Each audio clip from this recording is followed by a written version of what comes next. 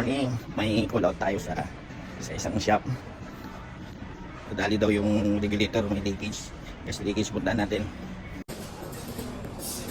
Halika tayo.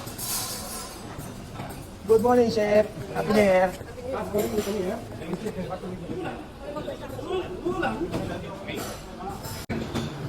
Dito.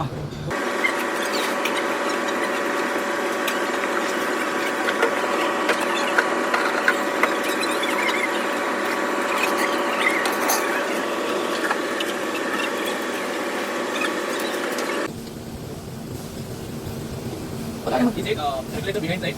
It's the give us a report. Yeah.